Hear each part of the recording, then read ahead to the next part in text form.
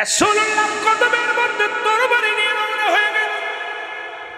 খবর আসলো আব্দুল্লাহর বেটা মুহাম্মদকে হত্যা করার জন্য হযরত উমর খাত্তাবের বেটা উমরে ফারুক খোলা তরবারি নিয়ে আসতেছে। রাসূলকে যে সংবাদ দিলেন, ইয়া রাসূলুল্লাহ ইয়া হাবিবাল্লাহ, নবী বলেন কি বলতে চাও? বলে হুজুর সর্বনাশ, খাত্তাবের বেটা উমর খোলা তরবারি নিয়ে আপনার দিকে তেড়ে আসছে, আপনাকে হত্যা করবে। সে দুষ্ট মানুষ, খারাপ মানুষ। আমার নবী বলে আসতে দাও। নবীজি বললে আসতে দাও। সাহাবীরা বলে হুজুর আসতে দাও, আজকে হয় উমর ফিরে যাবে আমার হাত থেকে, আর না হয় উমর কালেমা পড়ে যাবে এখান থেকে। আজকে আসে বিয়াদবি করে। আমরা নবীর গোলামেরা কসম করে বললাম উমরকে আর এইখান থেকে ফিরে যেতে দিব না। নবীজি বললেন তোমরা উমরের সঙ্গে কেউ খারাপ ব্যবহার করবা না, কেউ উমরকে ধমক দিবা না, আসতে দাও, তাকে সম্মানের সাথে আসতে দাও। নবীর সাহাবীরা যার পজিশন নিয়ে নিলেন, সবাই তরবারি নিয়ে দাঁড়াইছে যে রাসূলুল্লাহর সঙ্গে যদি উগ্রপন্থী কথা বলে, নবীর সঙ্গে যদি দুর্ব্যবহার করে, এই দুনিয়া থেকে চিরবিদায় করে দিবে খাত্তাবের বেটা উমরকে। সবাই তরবারি নিয়ে দাঁড়ায় আছে। মুসলমান শুনে নাও, রাসূলের কদমের মধ্যে উমর হাজির হয়ে গেলেন। নবীজির সামনে যে দাঁড়ায় গেলেন পুরো মানুষের মতো, খোলা তরবারি হাতের মধ্যে। নবীর মুখের দিকে তাকাছে, রাসূলুল্লাহ মুখের দিকে তাকায় আছে। মুসলমান শুনে নাও, নবীজি ওমরের কলাতের মধ্যে ধরে বলে উমর কিসের জন্য আসছো, কি বলতে চাও? উমর বলে ইয়া রাসূলুল্লাহ ইয়া হাবিবাল্লাহ, আমি এতদিন আপনাকে এইরকম দেখি নাই। যাকে দেখলে ভিতরের যন্ত্রণা দূর হয়ে যায়, যাকে দেখলে পৃথিবীর সমস্ত যন্ত্রণা দূর হয়ে যায়, আর সেই মানুষটার সঙ্গে আমি বিদ্রোহী করেছি। ইয়া রাসূলুল্লাহ ইয়া হাবিবাল্লাহ, আমার বড্ড ভুল হয়ে গেছে। নবী গো, আজকে তরবারি নিয়ে আপনাকে আমি হত্যা করতে আসি না। এই তরবারি ছুঁড়ে ফেলে দিলেন। নবীজির কদমের মধ্যে উমর পড়ে গেলেন। উমর হাউমাউ করে কান্দে আর বলে ইয়া রাসূলুল্লাহ ইয়া হাবিবাল্লাহ, আমাকে আর ফিরা দিবেন না, আমাকে আর দূরে সরায় দিবেন না। আমি আরো মুসলিম থাকতে চাই না, আমি কালেমার মালা পড়ে মুসলমান হয়ে যেতে চাই। লা ইলাহা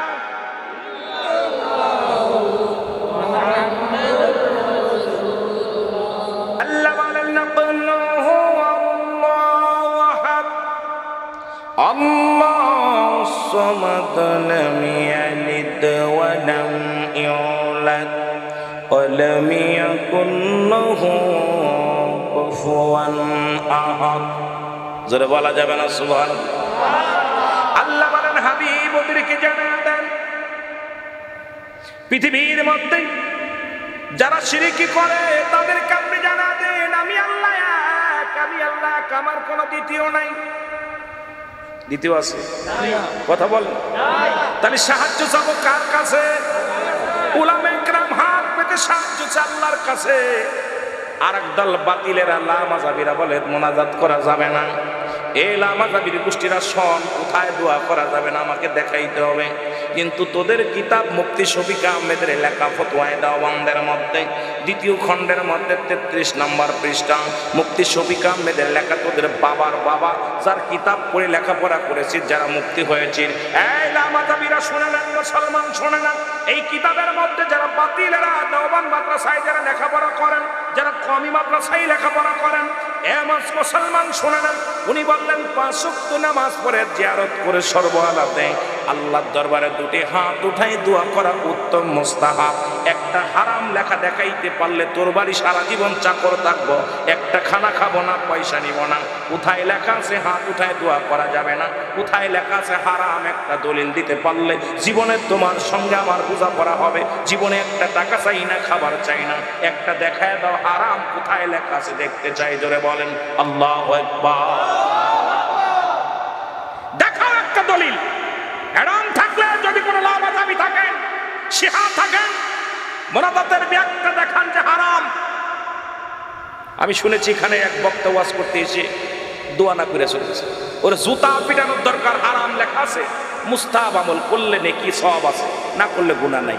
কিন্তু তুমি হারাম দেখে দলিল দিতে পারবে না। পৃথিবীর মধ্যে তোমার এমন বড় হারাম, এত বড় কিতাব তুমি বাংলার জমিনে পাবে না। আমরা পড়ালেখা করেছি, তুমিও পড়েছো, হারাম দেখো একটা দলিল। কিন্তু দুঃখ লাগে আজকে আল্লাহর কাছে প্রার্থনা করে সেই লামাযাবিরা।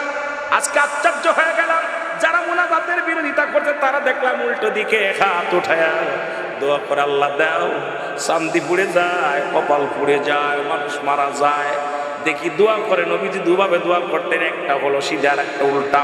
আজকে দেখি সেই লামাযাবিরাই উল্টো দিকে হাত উঠায় দোয়া করে আল্লাহর দরবারে, কেবল ঠেলায় পড়ছে, জোরে জোরে চিল্লায় বলো আল্লাহু আকবার।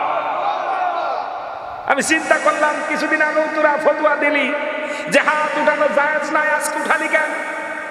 ঠেলায় পড়ছিস, ঠেলায় পড়ছিস। হাত জায়েজ আছে, শোনো মুসলমান, মুনাজাতের দুধ পৃথিবীর মধ্যে শরিয়াতের কিবলা হলো কাবা। শরিয়াতের কিবলার নাম কি? শরিয়াতের কিবলার নাম হলো কাবা। দুজানের কিবলার নাম হলো রাহমাতাল লিল আলামিন। মুনাজাতের কিবলার নাম হলো আরশে আজিম। এখন আরশে আজিম যে ব্যক্তি চিনেছে সে আল্লাহর দরবারে হাত পাতবে। আমি সাধুবাদ জানাই, তোমাদেরকে সাধুবাদ জানাই, কারণ আল্লাহর দরবারে চাও। আমার আল্লাহ অসীম, আল্লাহ ক্ষমাশীল, আল্লাহ দয়ার সাগর। আমার আল্লাহ বান্দার মনের কাকুতি মিনতি শোনে। হাত উঠায় দোয়া করো, প্রার্থনা করো, গুনাহ হবে না। জোরে জোরে চিল্লায় বলা যাবে না মারহাবা। আমি যে কথা বলতেছিলাম, শুধু ব্যাঙ্গের বিয়ে নয় মুসলমান, আর একদল দেখলাম নারী পুরুষ একত্রিত হইয়া কাদা লাগাইয়া একটা গান গাছে, দেওয়া তুমি নামরে হরিশ কোন গগনে। আমি আশ্চর্য হয়ে গেলাম। ওলামা একরাম মসজিদে যে দোয়া চায়, ওলামা একরাম আল্লাহর দরবারে প্রার্থনা করে, নামাজ আদায় করে, কিন্তু একদল বেঈমানের দলেরা, তারা নাস্তিক। ওই নাস্তিকেরা দেখলাম রাস্তার মধ্যে ঘোরাঘুরি করে, নারী পুরুষ একত্রিত হইয়া তারা বাড়িতে বাড়িতে যায় পানি ঢালে দিয়া কি করতেছে, ঘোরাঘুরি করতেছে আর লাফালাফি করতেছে, বৃষ্টি দাও, বৃষ্টি দাও। আল্লাহ পাক অসন্তুষ্ট হয়ে যাবে। আজকে চারিদিকে শুধু গজব আর গজব, গজব আর গজব। জোরে বলেন ঠিক কিনা? এমন গজব হয়েছে মুসলমান, শোনো। ওই আমেরিকার মধ্যে শুনলাম, দেখলাম গতকালকের নিউজ দেখলাম, জনম দুঃখিনী মা তার কলিজার টুকরা সন্তানকে, 16 মাসের বাচ্চা, কত মাসের দেখেছেন যারা মিডিয়া দেখেছেন মুসলমান, শোনো, 16 মাসের মাসুম বাচ্চা একটা কন্যা সন্তানকে ঘরের মধ্যে তালাবদ্ধ দিয়া এই মা চলে গেছে বেগানা পুরুষ নিয়ে চলে গেছে হানিমান করতে। পুরুষের সঙ্গে পাতলা জর্জেট কাপড়গুলো নিয়ে, খাবার পানি নিয়ে, স্বামীর হুকুম ব্যতীত মা সন্তানকে ঘরবন্দি তালাবন্দি করিয়া মা চলে গেছে 10 দিনের সফরে। 10 দিন, একদিন নয়, 2 দিন নয়, 10টা দিন, 16 মাসের বয়স শিশুটাকে রেখে দিয়েছে। এই শিশু দেখলাম ঘরের মধ্যে পায়খানা করছে, প্রস্রাব করেছে। ওই শিশু ক্ষুধার যন্ত্রণায় মা মা করে চিৎকার মেরেছে। ওই জাহিলা জামানা কেমন মা, মা সন্তানের কান্না। পৃথিবীর মধ্যে যদি সিজার হয়, যদি কষ্ট করে ডেলিভারি সন্তান হয়, সন্তান যদি কানা হয়, সন্তান যদি বোবা হয়, সন্তান যদি খোড়া হয়, তবু মা দেখে দুনিয়ার সব দুঃখ ভুলে যায়। পশুগুলো দেখেও কি শিক্ষা নেওয়া যায় না? ওই পশু বাচ্চা প্রসব হয়, পশু বাচ্চা যখন দুনিয়ার মধ্যে আগমন করে, ওই মা বাচ্চাটাকে বাঁচানোর জন্য মা সংগ্রাম করে। দেখেছি ডিসকাভারিতে কত মেষগুলো, কত মুসলমান হরিণগুলো নিজের জীবন দিয়া গেছে বাচ্চারে বাঁচানোর জন্য। ওই বাচ্চাটা যখন, ছোট্ট বাচ্চাকে যখন হিংস্র প্রাণী বাঘ যখন আক্রমণ করেছে, মা জননী বাচ্চাকে বাঁচানোর জন্য জীবনটা কুরবানি করে দিয়ে গেছে। নিজের ভয় করে নাই, মরণের ভয় করে নাই, পরোয়া করে নাই, মা জননী জীবন দিয়ে গেল। আর আজকে বাংলার জমিনে 16 মাসের মাসুম বাচ্চাকে ঘরে বন্দি করে নিজের দেহ ব্যবসার জন্য, নিজের শারীরিক চাহিদা মেটানোর জন্য নিজের মাসুম বাচ্চাকে বন্দি করে চলে গেল। বাদান ফলাফল হলো, এসে দেখে সন্তান মারা গেছে মুসলমান।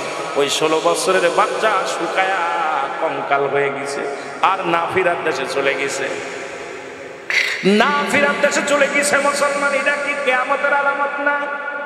কথা বলেন না, এখন এটা কি কিয়ামতের আলামত না? সন্তানের প্রতি আমরা দেখেছি অনেক স্বামী পরিত্যাগ হয়েছে, স্বামী ছেড়ে দিয়েছে স্ত্রীকে, স্ত্রী সন্তানের মুখের দিকে তাকাইয়া পরের বাড়ি কাজ কাম করেছে, বাড়িতে বাড়িতে ভিক্ষা করেছে, চেয়ে চিনতে খেয়েছে, স্বামী ছেড়ে দিলেও বাচ্চাকে ছাড়ে নাই। ওই মেয়ে বাচ্চা হোক আর ছেলে বাচ্চা হোক, মা তার আসলের নিচেই রেখে তারে লালন পালন করেছে। ওই সন্তান বড় হয়ে তবু কষ্ট দিছে, তাও কিন্তু মা তারে বলে নাই। আর আজকে এমন নিষ্ঠুর জামানা, এমন নিষ্ঠুর পৃথিবী চলতেছে, আজকে আমার দেশের মুসলমান অসংখ্য নারীরাও সমুদ্র সৈকতে চলে যায়, ছোট ছোট বাচ্চাদেরকে রেখে ওই রকম তারাও চলে যায়, মাসুম বাচ্চাদেরকে ঘরে রেখে। আমি বলি মুসলমান শুনে নাও, এটা কিয়ামতের আলামত। চারিদিক থেকে গজব শুরু হয়ে গেছে, এখনো সময় আছে, ইমান নিয়ে কবরে যার চিন্তা করো। দুনিয়ার রং তামাশা ছেড়ে দাও, দুনিয়ার রং তামাশা ছেড়ে দিয়ে আল্লাহ আল্লাহ রাসূলের ভালোবাসার মধ্যে তুমি ঢুকে যাও। দুনিয়া থেকেও শান্তি পাবা, আখিরাতেও শান্তি পাবা। জোরে জোরে চিল্লায় বলেন আল্লাহু আকবার। আমার ভাইরা, আমার বন্ধুরা, যে কথাগুলো বলতেছিলাম শোনেন। আল্লাহ বলে, হাবিব আমি আল্লাহ এক। আল্লাহ কয়জন? কোরআন থেকে বলতেছিলাম সূরা ইখলাস।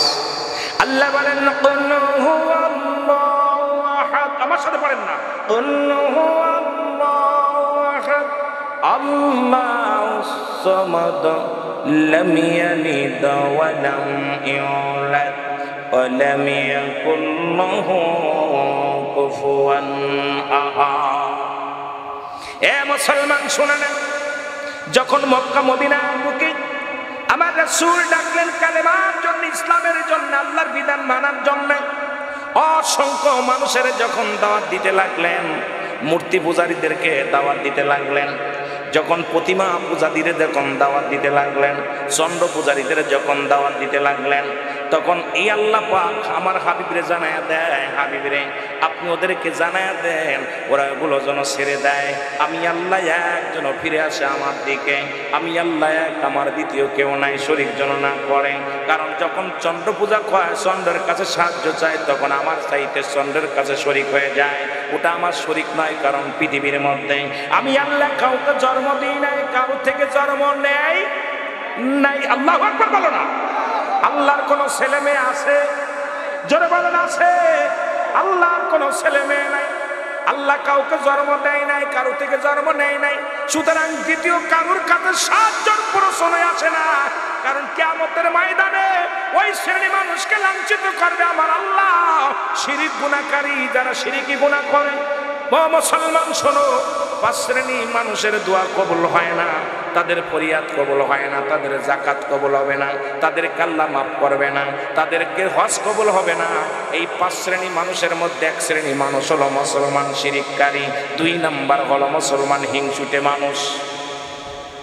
হিংসা, মুসলমান শোনো, যার অন্তরের মধ্যে হিংসা আছে, হিংসুটে মানুষ কোনো দোয়াই তাদের কবুল করেন না। হিংসুটে মানুষের প্রার্থনা আল্লাহ কবুল করে না, হিংসুটে মানুষের কথা আল্লাহ শোনেন না, হিংসুটে মানুষের প্রার্থনা আল্লাহ কবুল করে না, হিংসুটে মানুষের নামাজ রোজা হজ কবুল হয় না, হিংসুটে মানুষের সব কিছু বরবাদ হয়ে যায়। অহংকারী হিংসুটে মানুষগুলো শেষ হয়ে যাবে। 2 নাম্বার বলতেছিলাম মুসলমান শিরিক করা, আল্লাহ থেকে শিরিক করে যারা আল্লাহর সাহায্য বাদ দিয়ে অন্য সাহায্য চায়। এই পৃথিবীর মধ্যে সব কিছুর মালিক আমার আল্লাহ।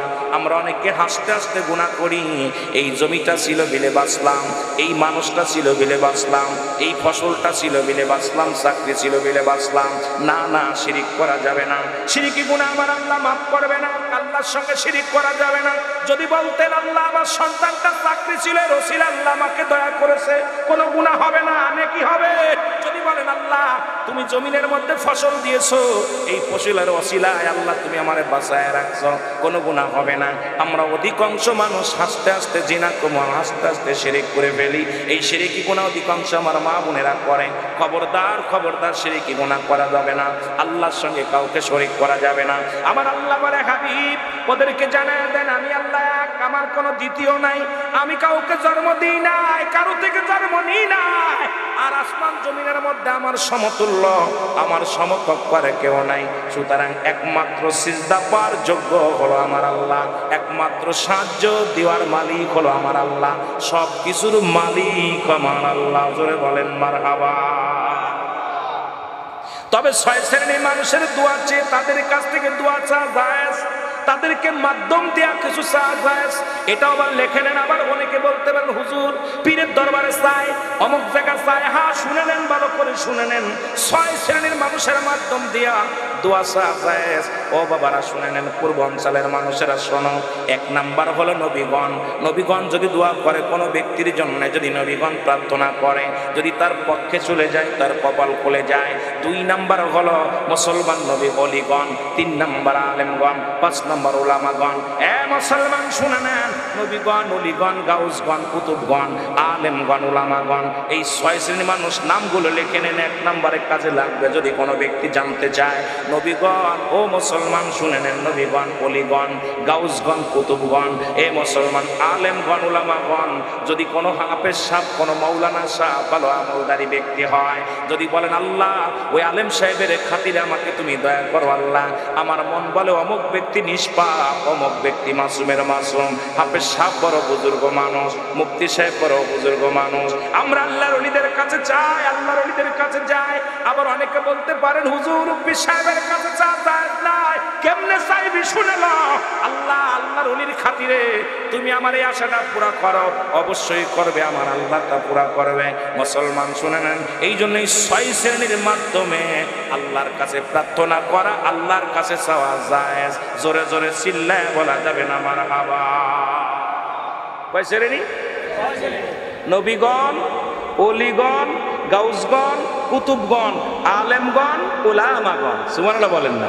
যারা নবীর নাই, যারা আল্লাহর ভয় করে, যাদের ভিতরে মুসলমান শুনে না, এ মুসলমান, আতিউল্লাহ আতিউর রাসূল, যারা আল্লাহর অনুগত্য করে, আমার আল্লাহর অনুগত্য করে, আতিউর রাসূল, রাসূলের অনুগত্য করে, রাসূলের দ্বীনের পথে চলে, আল্লাহর দ্বীনের পথে চলে, যারা শিরিক করে না, জীবনে গীবাত করে না, পরনিন্দা করে না, দুনিয়ার মধ্যে নামাজ ছাড়ে না, যারা হালাল খায়, দুনিয়ার মধ্যে বেগানা পুরুষ বেগানা মহিলার সঙ্গে চলাফেরা করে না, দুনিয়ার মধ্যে তাদের মুখটা পবিত্র, তাদের অন্তর পবিত্র, এই অন্তর প্রসিদ্ধ মার্কা মানুষের মাধ্যম দিয়া আল্লাহর কাছে 1000 বার চাওয়া যায়। জোরে জোরে বলো মারহাবা।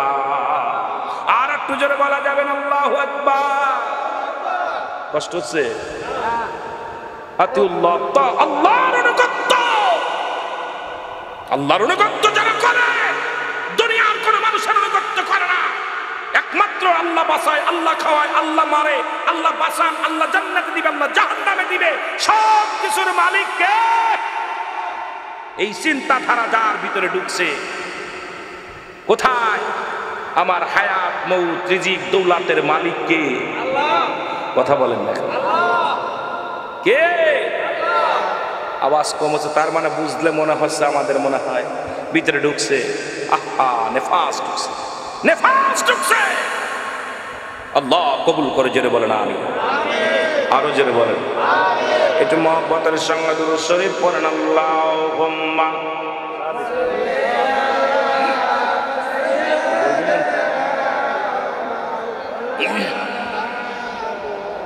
ওয়ালা ইয়ালি। সাউন্ডটা একটু বাড়ায় রাখবেন, 1 ঘন্টা একটু বাড়ায় রাখবো, বেশি। ওয়ালা ইয়ালি সাইয়্যিদিনা এর মদিনা, মদিনা আশিক মুমিনের ঠিকানা, বলো না মদিনা, মদিনা আশিক মুমিনের ঠিকানা। জোরে বলা যাবে না, বলো মদিনা, মদিনা আশিক মুমিনের ঠিকানা, বলো না মদিনা, মদিনা আশিক মুমিনের ঠিকানা। আয় গায়ে দিদার চেয়ে কত তোমরা, দিদার চেয়ে কত তোমরা, হও না নবীর দিওয়ানা, মদিনা, মদিনা আশিক মুমিনের ঠিকানা, বলো না মদিনা, মদিনা আশিক মুমিনের ঠিকানা। দাদু ভাই, আমি তো মনে হয় 3 বার আপনাদের ভিতরে বেরোলে আসলাম, কিন্তু আপনাদের ভিতরে সেই প্রেম পাচ্ছি না। একটা প্রেম ছিল, আরে গরমে গরম, এসেইতে গরম, উত্তপ্ত গরম পড়বে কিয়ামতের ময়দানে। মুঠু হাত উপরে সূর্যোদয় হবে, 7টা সূর্যের মুখ, এর একটা সূর্যের মুখ উল্টা দিয়া দিকে আমাদের দুনিয়ার মধ্যে সৃষ্টি করছে। আর এই 70টা মুখ বা 70টা মুখগুলো সামনের এইরকম দিয়া দিবে। এ মুসলমান, মুঠু হাত উপরে সূর্যোদয় হবে, মুঠু হাত উপরে, মানুষগুলো পুড়ে শেষ হয়ে যাবে, মানুষগুলো কয়লা হয়ে যাবে। এটা জাহান্নাম। পৃথিবীতে 2বার নিঃশ্বাস, একবার নিঃশ্বাস ছাড়ে, একবার নিঃশ্বাস নেয়। জাহান্নাম যখন নিঃশ্বাস ছাড়ে, জাহান্নাম যত নিকটবর্তী যার থেকে তত দূরে তত সেই জায়গা উত্তপ্ত গরম বেশি। যত কাছে জাহান্নাম, যত কাছে তত গরম সেখানে বেশি। আবার যখন জাহান্নাম নিঃশ্বাস নেয়, তখন যত বেশি কাছে এলাকা তত ঠান্ডা সেই এলাকার বরফ জমে যায়, বরফ শিশির পড়ে বরফ জমে যায়। কারণ ওই সমস্ত জাহান্নাম একবার নিঃশ্বাস নেয়, একবার নিঃশ্বাস ছাড়ে। তা জাহান্নাম নিঃশ্বাস ছাড়ছে, আর এই গরমে এখন ব্যাঙ্গের বিয়া পড়াইতেছ, তাহলে জাহান্নাম যেদিন তোমার ধরবে সেদিন বাঁচবা কেমনে? কথা বলেন না কেন? শুধু নিঃশ্বাস ছাড়ছে, 1 সিমটি মারছে। কয় সিমটি? 1 সিমটি। আমার একটা গল্প মনে পড়ে গেল। আপনার ছোট্টবেলা একটা গল্প শুনেছিলাম। গল্পটা হলো এই ঠিক এইভাবে, পণ্ডিত মশাই আর হলো হাতি। পণ্ডিত মশাই, এখন পণ্ডিত খাটাস, খাটাস ছিলেন আপনারা? কথা বলেন না কেন? খাটাস আছে এলাকায়? খাটাসের একটা গল্প শোনে। খাটাস যেখান থেকে পায়খানা চাপবে সেই সেখান থেকে যায় একই জায়গা পায়খানা করে। খাটাসির অভ্যাস হলো, যদি ঢাকায় যে পায়খানা চাপে দৌড়ে চলে আসবে পূর্বাঞ্চলে, ওই এই জায়গা দৌড়তে দৌড়তে আইয়া এই জায়গা পায়খানা করে তুই আবার দৌড়াবে। কারণ ওই এক জায়গা, খাটাসির অভ্যাস হলো এক জায়গা পায়খানা করে। দেখবেন মাঠে যেখানে এক জায়গা বা খাটাস সব জায়গা পায়খানা করে না। নিজেদের মানুষ যেমন, মানুষ তো অনেক জায়গা পায়খানা করে। আমরা কিন্তু খাটাস থেকে শিক্ষা নেওয়ার দরকার আমাদের অনেক কিছু। অনেকে খাটাস বলে মানুষ, ওই খাটাসের মতো ব্যবহার করিস না বাবা। খাটাসের একটা চরিত্র ভালো আছে, ও যেখানে সেখানে মল ত্যাগ করে না। ও নির্দিষ্ট একটা জায়গা মাসকে মাস মল ত্যাগ করে, একদম বিশাল মল ত্যাগ করে। তো ওই পথে যাইতেছিল, আপনার ওই নীলা মার্কেট দিয়া ঘুরে চলে আসতেছে এক হাতি। হাতি দেখে, কিরে আমি হলাম পৃথিবীর বড় প্রাণী, আমি আমার চাইতে এত বড় পায়খানা করলো কে?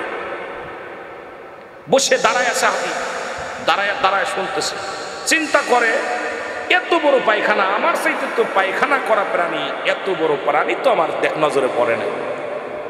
এখন পাশে ছিল পণ্ডিত, বসে মামা বসে আছো, দাঁড়াইলে কেন? কয় পণ্ডিত মামা, ভাগনা রে, সারা জীবন জানি আমি বড় প্রাণী, সারা জীবন জানি আমার মতো বড় প্রাণী আর নেই, তো এই এত হাগা হাগলো কে, এত পায়খানা করলো কে?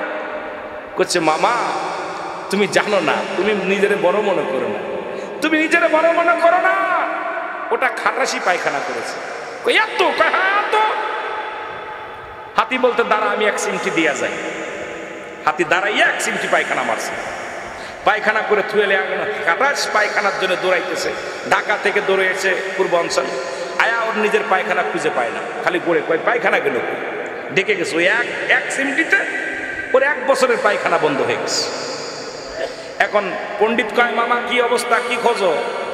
কয় খুঁজবো কি, এই যে আমি 1 বছর ভরে পায়খানা কইরা এখানে 1 নেয়ার বানাইতে পারলাম না, এখন কে পায়খানা করলো এত? কয় মামা এতে একটা সিমটি মারছে, শুধু, বেশি মারে নাই, শুধু একটা সিমটি মারছে, 1 সিমটিতে তোমার পায়খানার অস্তিত্ব শেষ হয়ে গেছে।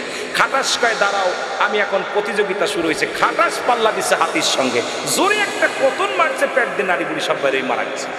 তা আমার অবস্থা, আমাদের দেশে এমন কিছু মুক্তি মহাদেশ এমন ফতুয়া দিতেছে, যে ফতুয়া জাতিটারে শেষ করার জন্য চেষ্টা করতেছে। হিসাব করে মিলা দেখলাম ওরা নিজেরাই শেষ হচ্ছে। জোরে বলেন ঠিক কিনা?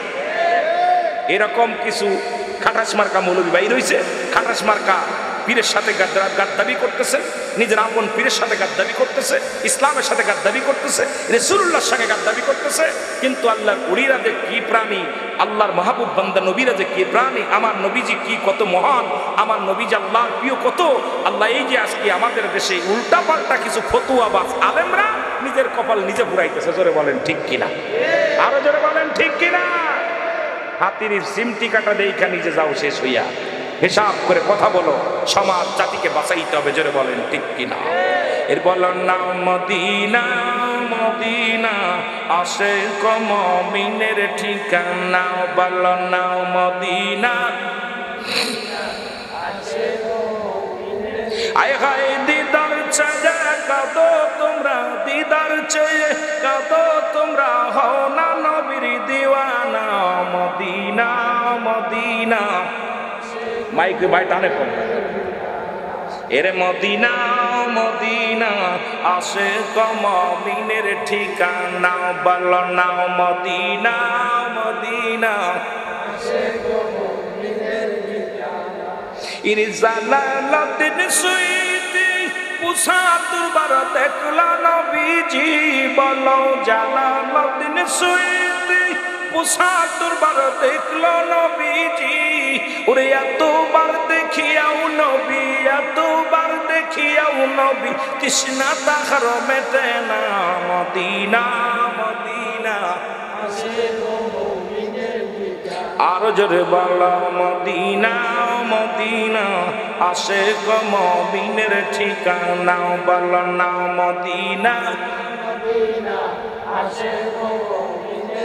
আয় হায় দিদার চেয়ে কাঁদো তোমরা দিদার চেয়ে কাঁদো তোমরা হও না নবীর দিওয়ানা মদিনা মদিনা এই জালালউদ্দিন সুয়ুতি পুসাতুবার দেখলা নবীজি বলো জালালউদ্দিন সুয়ুতি ওরে এতবার দেখিয়াও নবী এতবার দেখিয়াও নবী তৃষ্ণা তাহার মেটে না মদিনা মদিনা আশিক মুমিনের ঠিকানা বলো না মদিনা নবীর প্রিয় সাহাবী হযরত আবু বকর সিদ্দিকী ওরে ভালোবেসে শুইল পাশে ভালোবেসে শুইল পাশে যায় আসে তাই দেখো না মদিনা আশিক মুমিনের ঠিকানা বলো না মদিনা তোর নাই ভাই তোর নাই শিখো মারেন বলো না মদিনা মদিনা আশিক মুমিনের এ দুনিয়ার মুসলমান শোনো আমি যে কথাগুলো বলতেছিলাম এখন আমার দেশের ফতুয়াবাজির অভাব নাই দুজন মহিলা পুরুষের জান্নাতের দরকার আছে মহিলাদের জান্নাতের দরকার আছে কি নাই জোরে বলেন আছে কি নাই মহিলাদের জান্নাতের দরকার আছে আমার মারা জান্নাতের দরকার আছে এখন আমার মারা বোকা মানুষ বলে তাদেরকে ঠগান বাংলাদেশের জাতীয় পাখির নাম কি জাতীয় পাখির নাম দোয়েল ওরে দোয়েল যদি জানতো তার মর্যাদা দোয়েল যদি জানতো তার কত দাম যদি জানতো আমি বাংলাদেশের জাতীয় পাখি ও ঠ্যাঙ্গের পর ঠ্যাং থুয়ে বয়া খাইতো ওই যে জীবনেও কোনোদিন ময়লার উপরে পড়তো না বাংলাদেশের মাদের আমি বইলা যাই পৃথিবীর মা বোনদের আমি বইলা যাই তোমাদের যদি তোমাদের দাম যদি তোমরা জানতা জীবনে কোনোদিন বেপরদায় চলতা না জীবনে কোনোদিন তোমরা বাজার ঘাটে যাইতা না জীবনে কোনোদিন তোমরা বেহুদা চলাফেরা করতা না কারণ তোমরা নবীদের মা তোমরা আলেমদের মা তোমরা পীর সাহেবদের মা তোমরা হাফেজ সাহেবের মা তোমরা মাওলানা সাহেবের মা তোমাদের অনেক দাম তোমার গর্ভে থেকে গাউসে পাক আসছে তোমার গর্ভে থেকে মা দয়াল নবী রাহমাতুল্লিল আলামিন আসছে তোমার গর্ভে থেকে পৃথিবীর মধ্যে ওলি আল্লাহগণ আসছে তোমার গর্ভে থেকে কত শত শত হাফেজ দুনিয়ার মধ্যে আগমন করেছে তোমাদের গর্ভে থেকে বড় বড় আলেম বাইর হয়েছে মা গো তোমাদের অনেক দাম তোমাদের অনেক মর্যাদা আজকে নিজেদের দাম নিজেরাই নষ্ট করতেছো গো মা জোরে জোরে বলেন ঠিক কিনা মেয়েরা এ মুসলমান শোনা আজকে মাহফিল আসছেন ফতোয়া হুজুর মাহফিলে দাঁত আছে কিনা দাস আমি মাসালা বলে যাই যদি তাদের জন্য সুব্যবস্থা থাকে মহিলাদের জন্য যদি সুব্যবস্থা থাকে ওরা নামাজ জামাত আদায় করতে পারবে কিন্তু ইমাম হতে পারবে না আল্লাহু আরো জোরে মহিলা কোনো ইমাম হতে পারবে না আজকে আমার দেশে অনেক লামাজাবি ভাইয়েরা বাইর হয়েছেন শুইনালম, শিয়ারা বাইর হয়েছে, না হলে হাদিসেরা বাইর হয়েছেন, তাদেরকে আমি শোনায় যাই। আমার দেশে অনেক বক্তা, মহিলা বক্তা বাইর হয়েছে, এদের বিরুদ্ধে ফতোয়া দেন, মহিলাদের কথা বেইবের বাইরে গেলে হারাম, এইটা ফতোয়া দেন আগে, কিন্তু এই ফতোয়া দেন না। কেন ফতোয়া দেন না? খালি মুসলমানদের বিভ্রান্তি করা ফতোয়া দেন। মুসলমান শুনে নাও, শুনে নাও, তারা যদি জুম্মার নামাজ পড়ে যায়, যদি মুসলমান তাদের জন্য সুব্যবস্থা থাকে, যদি তাদের জন্য মাদের জন্য যদি সুব্যবস্থা থাকে, ঈদের নামাজও হাজির হতে পারবে সুব্যবস্থা যদি থাকে। আমার মুসলমান জনক দুই মহিলা নবীর কাছে আরজি করলেন, ইয়া রাসূলুল্লাহ, ইয়া হাবিবাল্লাহ, আগামীকাল তো ঈদুল ফিতরের জামাত, নবী গো আমরা কি যেতে পারবো? নবী কয় হ্যাঁ। কয় নবী গো আমাদের তো হায়াত আছে, আমরা তো এখনো পবিত্র, যেহেতু হায়াত অবস্থায় কোরআন শরীফ পড়া নিষেধ, হায়াত অবস্থায় নামাজ ছেড়ে দিতে হবে, রোজা ছেড়ে দিতে হবে। নবীজি বললেন, সাহাবীরা শোনো, মহিলাদেরকে বললেন শুনে নাও, তোমরা তবু জামাতে যাও, ওখানে যাবে, ঈদগাহ ময়দানে যাবে, যখন নামাজ শেষ হবে তখন যখন আমি নবী সাহাবীদেরকে নিয়ে দুটি হাত উঠাই দোয়া করব, তোমরা দূর থেকে আল্লাহর দরবারে প্রার্থনা করবে। সুতরাং এর দ্বারা প্রমাণ হয় অপবিত্র অবস্থায় থাকাকালীন দোয়া করা যায় আছে। মহিলারা যদি হায়াত অবস্থায় যদি দোয়া করা যায়, আল্লাহর দ্বীনের কথা শোনা যায়, কিন্তু তাদেরকে ঠগান কিন্তু বাজারে যা বন্ধ করতে পারেন না। আজকে নীলা মার্কেটের কাছে অসংখ্য নারীরা ঢেউ খায়, অসংখ্য মেয়েরা, এই যে টাউনের মধ্যে দেখে আসলাম, অসংখ্য নারী পুরুষ একত্রিত হয়ে আবার মেলামেশা করে। এখানে কোনো মৌলবীর চোখ যায় না, খালি চোখ যায় ঠেকাও, মাহফিল বন্ধ করো। মহিলারা আল্লাহর ওলিদের দপ্তরে যায় বন্ধ করো, কোরআন হাদিসের মাহফিলে যায় বন্ধ করো। এই মহিলাদের ঠকাইতে ঠকাইতে নিজের কপাল ঠকাইতেছো। এটা কিন্তু আজকে তারা নেতৃত্ব দিতে দিতে তোমার বাধ্য থেকে অবাধ্য হয়ে গেছে। এখন আর স্বামীরে মূল্যায়ন করে না। জোরে জোরে বলো আল্লাহু আকবার। আজকে তারা যদি ইসলামের জ্ঞান থাকতো, ইসলাম সম্পর্কে জানতো, তাহলে আর আপনাদেরকে এরকম বেইজ্জতি করতো না। জোরে বলেন ঠিক কিনা? আরো জোরে বলেন। এ মুসলমান কবির মনোযোগ, একটা পুরুষ যা পারে একটা স্ত্রী লোক সেটা পারে না। পারে না? যদি বলেন পারে। সূরা নেসা, নেসা শব্দের অর্থই হলো ভুল। নেসা শব্দের অর্থ ভুল।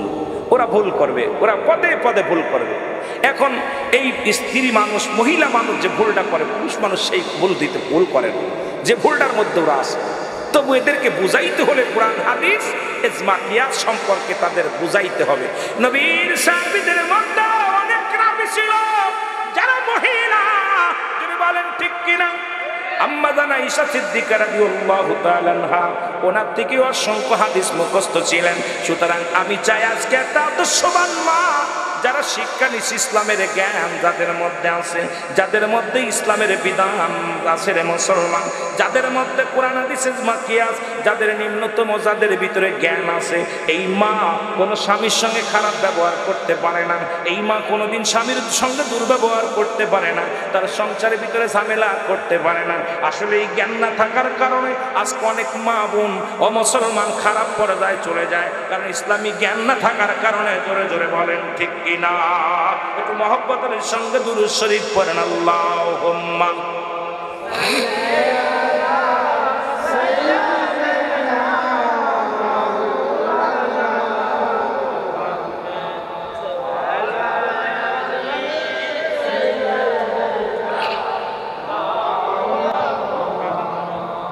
কবরে দুইটা মহিলা কথা বলেছে। নাম্বার 1 মা রাবিয়া, নাম্বার 2 মা আম্মাজান খাদিজাতুল কুবরা। জোরে বলা যাবে না মারহাবা।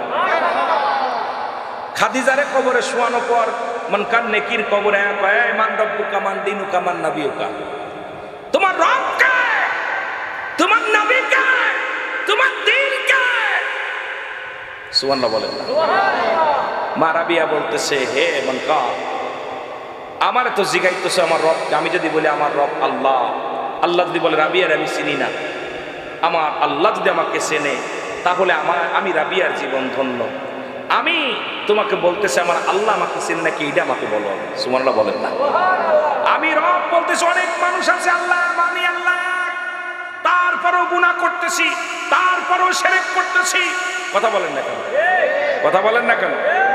তাহলে এরম মানে লাভ রাবিয়া আর আপনার মা খাদিজাতুল কুবরা মান কার বলতেছে তোমার দিন কে? আমার দিন ইসলাম। তোমার নবী কে? আমার নবী রাহমাতাল লিল আলামিন। আগে জিগান নবী আমার ছিলেন না। আমি তো পরিচয় দিতেছি নবী আমার লোক। এখন নবী যদি বলে আমি ওরা চিনি না, আমি বলতেছি আমি আমলিকের লোক, আমলিকের নেতা, ও তো বিএনপির লোক। জোরে কোন ঠিক কিনা? কথা কন না কেন? ঠিক একই উত্তর রাবিয়া বসরি দিয়েছিল কবরে।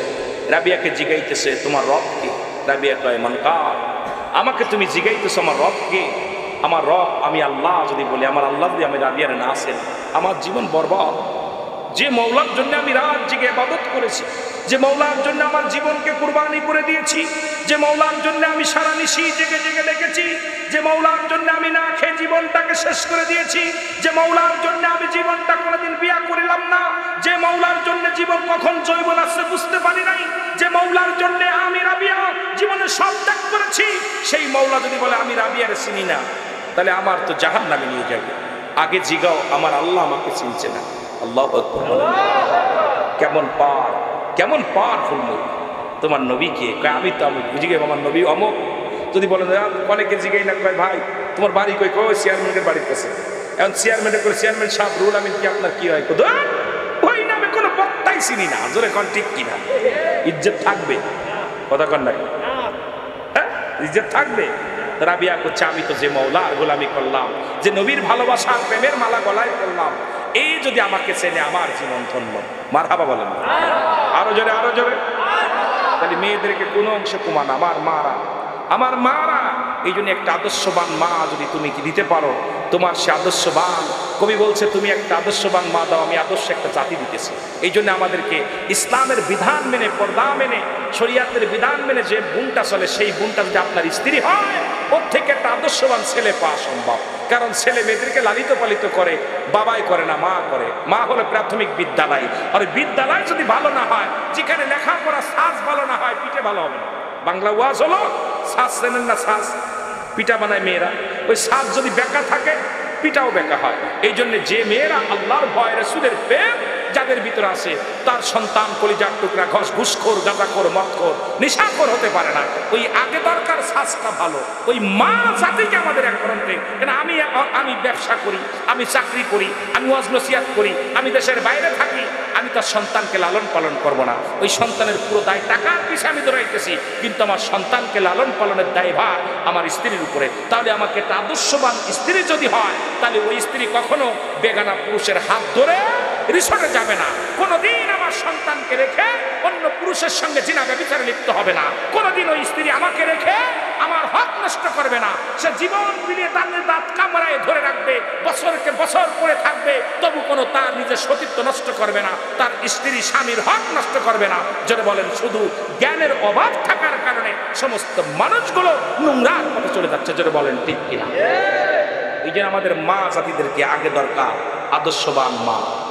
আপনার ওই হ্যামিলিয়ান না কে যেন বলেছে, হ্যামিলিয়ান না কে বলেছে যে তুমি আমাকে একটা আদর্শবান মা দাও, আমি একটা আদর্শ জাতি। কে বলেছে এটা? নেপোলিয়ান না হ্যামিলিয়ান, কে কয়েকটা কবি বলছে যে তুমি আমাকে একটা আদর্শবান মা দাও। আদর্শ জাতি যদি পাঠাও, আদর্শ একটা মা আমাকে উপহার দাও। কথা বোঝেন নাই? আদর্শ মা আগে দরকার। আজকে দেখলাম ওই যে কথা বলতেছিলাম যে আদর্শ মা না হওয়ার কারণে 16 বছরের মাসুম, 16 মাসের মাসুম বাচ্চা পায়খানা মল খেয়ে, এরপরে প্রস্রাব খেয়ে বাঁচতে পারে নাই। চিৎকার কারো কানে যায় নাই, মায়ের কানে যায় নাই। মা তো ঠিকই ফুর্তি করতেছে, অন্যের পর বিছনা গরম করতেছে, কিন্তু নিজের কলিজার টুকরা সন্তানের প্রতি মায়া নাই। মায়া থাকবে কেন? কারণ ওর তো সেই জ্ঞান, ইসলামের জ্ঞান, দ্বীনের জ্ঞান, রাসূলের মহব্বত, কোরআনের জ্ঞান তার ভিতরে নাই। না থাকার কারণে নোংরা পথে পা বাড়াইছে। জোরে বলেন ঠিক কিনা? আরো জোরে বলেন ঠিক কিনা? একটু মহব্বতের সঙ্গে দুরূদ শরীফ পড়েন। আল্লাহুম্মা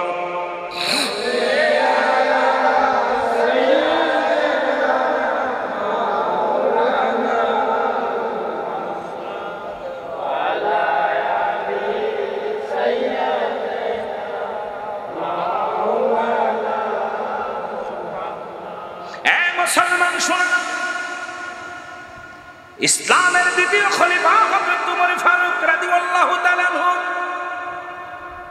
উনি কি করলেন? আদর্শ মানুষের কাছে গেলে মানুষ ভালো হয়ে যায়, প্রমাণ একটু দিয়ে যায়, দিলের কান্ডা লাগা। শোনো, ওনার ভগ্নিপতি আবু সাইদ, নাম কি? আবু সাইদ, বোন হলো, ওনার বোনের নাম হলো ফাতিমা। রাসূলকে হত্যা করার জন্য নবী কালেমার দাওয়াত দেয়, ইসলামের দাওয়াত দেয়। আর এই দাওয়াত শুনে ওমরে ফারুক ক্ষিপ্ত হয়ে গেলেন। সেই দাওয়াতটা কি? লা ইলাহা, নাই কোনো ইলাহ। অনেকে বলতে পারেন হুজুর এই এক কালেমার ওয়াজ যদি করি রাত আমার কেটে যাবে। একটা কারণ, কালেমাকে রিসার্চ করতে যায় অসংখ্য মুসলিমেরা মুসলমান হয়েছে, অসংখ্য অধার্মিক মানুষ ধর্ম গ্রহণ করেছে। শুধু একটা রিসার্চ করতে যায় কালেমাটা লা ইলাহা, নাই কোনো ইলাহ। যদি না থাকে ইলাহ, যদি না থাকে কে সে ইলাহ, এটা শুধু রিসার্চ করতে যাইয়া এটা অসংখ্য মানুষ, মাইকেল জ্যাকসনের মতো মানুষ মুসলমান। শোনো, ভারতের ধর্ম যাজক বলে, ধর্মগুরু বলা হয়।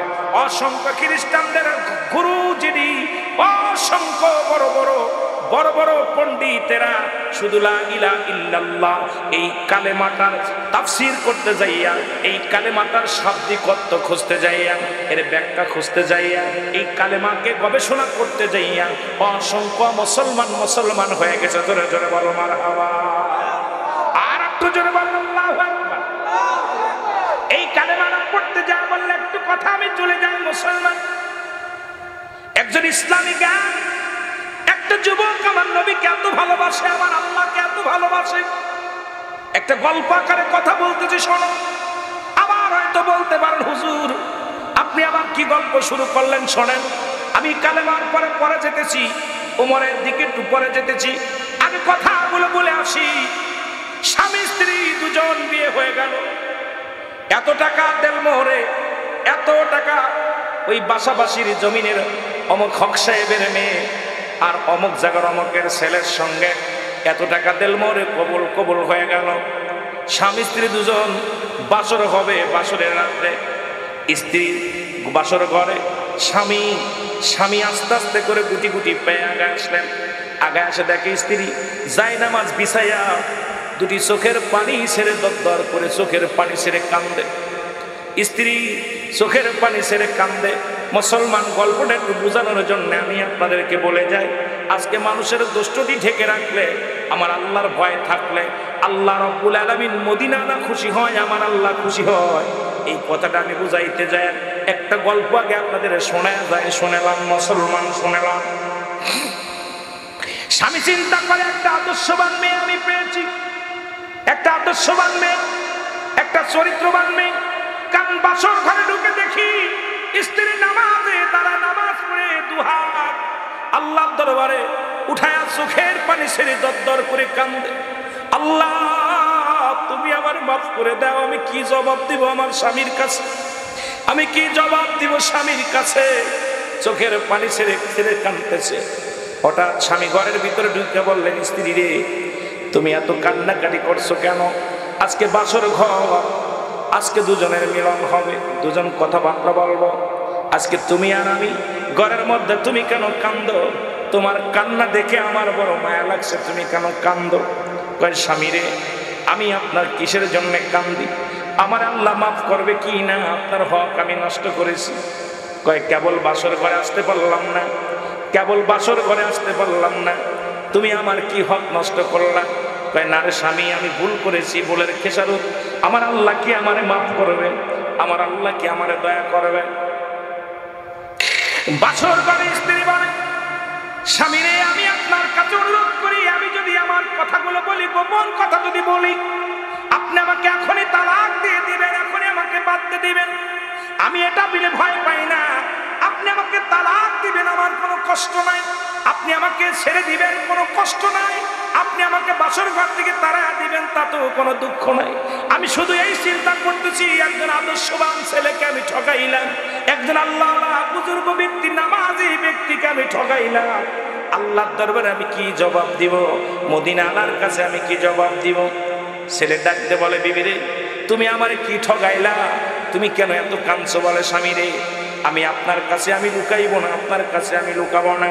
কারণ আমার আল্লাহর কসম করে বলি, যখন আমি আপনার আদর্শ আপনার চরিত্র আমি শুনতে পেরেছি, আপনি একজন আল্লাহওয়ালা মানুষ, জীবনে কোনোদিন আপনি জিনা ব্যভিচার করেন নাই, জীবনে আপনি কোনোদিন অন্যায় করেন নাই, কোনো মেয়ের দিকে আপনি মুখ উঁচু করে তাকান না।